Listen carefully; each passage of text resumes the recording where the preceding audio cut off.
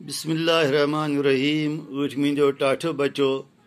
अयूब साबिर साबिन मज़ाहिया नज़म परान यमुक उन्वान ककुर वनान तो महजूज गमित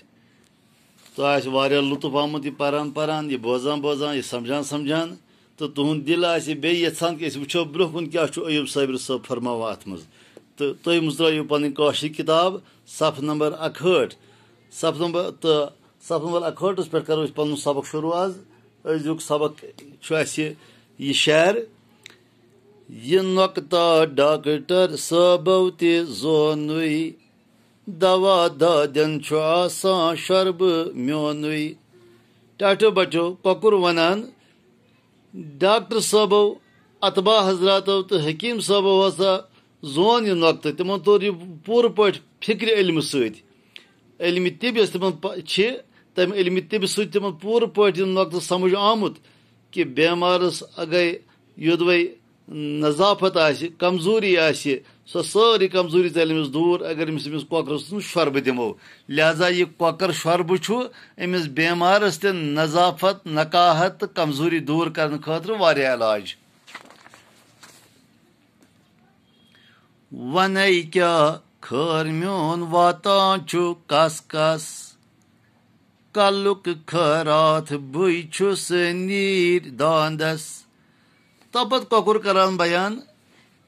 पनी अहमियत दपान वसा है बह मा पन योत पान रचान मोन खैरात आम अत प्रत कत फाजस प्रत उम्मीदवार गसान मोन खौर प्रत कंस वातान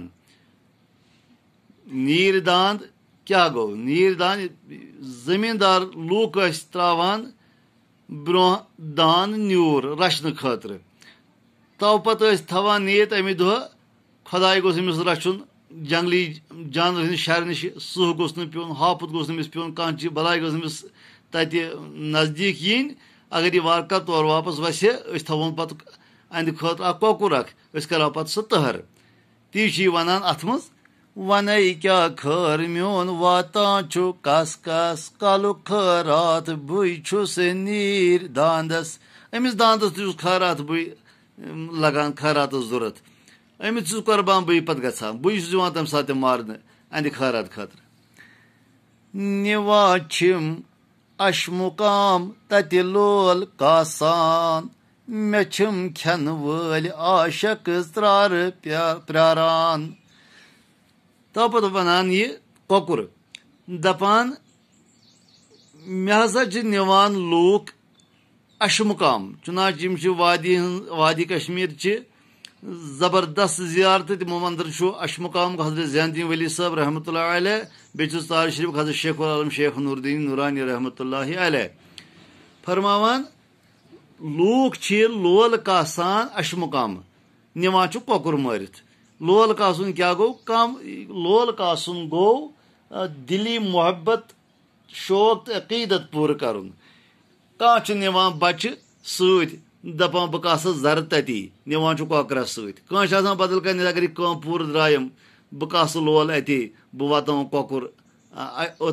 अशमुकाम ज़ियारत शरीफस पे इथे पे मे मारित निवान तहर निवान पत तहर से रल निवान वातान चार शरीफ मज आशिक हजरत प्यारान आसान तम यह तहर रटान ये पे ककुर मारित आसान तव पे पान खेवान तो तब्रुक रंग निवान पन्नस अयालस ती वनान निवाचिम अशमुकाम तत लोल कासान मे खन वल आशक त्रार प्रारान बस आज गो युत इजाजत टाठो बचो पगह करो बे मुलाकात खुदा।